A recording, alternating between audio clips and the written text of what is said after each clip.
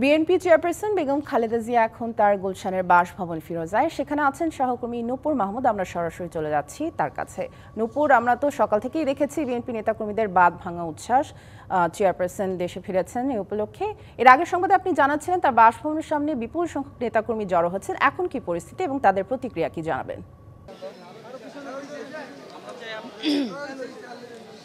ঘড়ির কাঁটায় এখন ৩টা বাজে, তবে এখনও যেন নেতাকর্মীদের ঢল বন্ধ হয় নাই। একের পর এক আসতেই আছে নেতাকর্মীরা খালেদা জিয়ার বাসা ফিরোজার সামনে।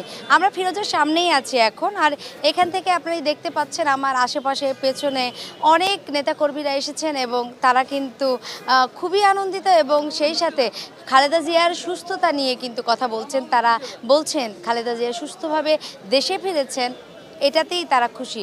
সেই সাথে একটু আগে স্থায়ী কমিটির সদস্য ডক্টর জাহিদ হাসান কথা বলেছেন গণমাধ্যম কর্মীদের সামনে। তিনি মূলত খালেদা জিয়ার সাথেই ভিতরে গিয়েছিলেন, গাড়িবহরের সাথেই।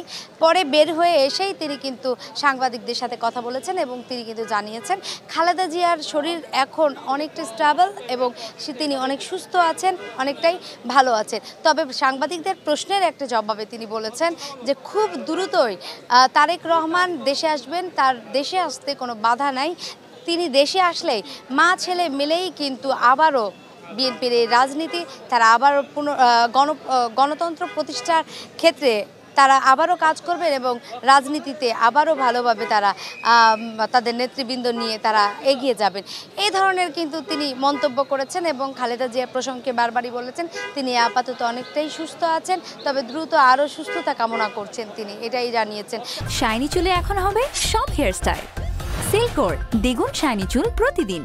সকাল থেকে আপনাকে আমরা জানিয়েছিলাম যে আমাদের দর্শকরা জানার আগ্রহ ছিল আসলে খালেদা জিয়া কিভাবে ফিরোজা পর্যন্ত আসছে।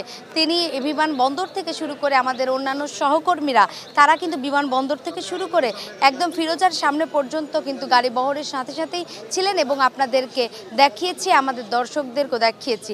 তো সেক্ষেত্রে আমরা সকাল থেকে যেহেতু ফিরোজার সামনে আছি, দেখেছি যে নেতাকর্মীরা এসছেন, এখানে অনেক মহিলা নারী নেত্রীরা ছিলেন, তারা আমাদের সাথে কথা বলেছেন, তারা জানিয়েছেন তাদের বিষয়গুলো।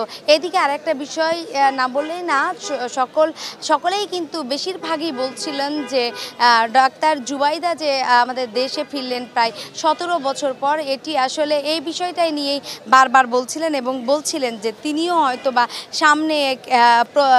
সামনে হচ্ছে যে লিড দিবেন বা হচ্ছে বিএনপির পক্ষ থেকে তিনি সামনে নির্বাচন করবেন, এমন ধরনের কিন্তু আমরা অনেক মন্তব্য ইতিমধ্যে শুনতে পেয়েছি। তা আসলে মূলত যেহেতু খালেদা জিয়া এসেছেন এবং তিনি যেহেতু অনেক অসুস্থ অবস্থায় লন্ডনে গিয়েছিলেন, সেক্ষেত্রে থেকে সুস্থ হয়ে 4 মাস পর ফিরেছেন।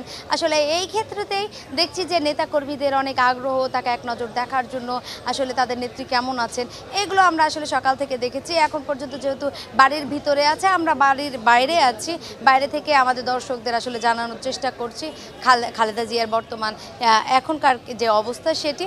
আসলে পরবর্তীতে আরো তথ্য জানতে পারবো আপনার মাধ্যমে। নূপুর, ধন্যবাদ আমাদের সাথে যুক্ত হওয়ার জন্য।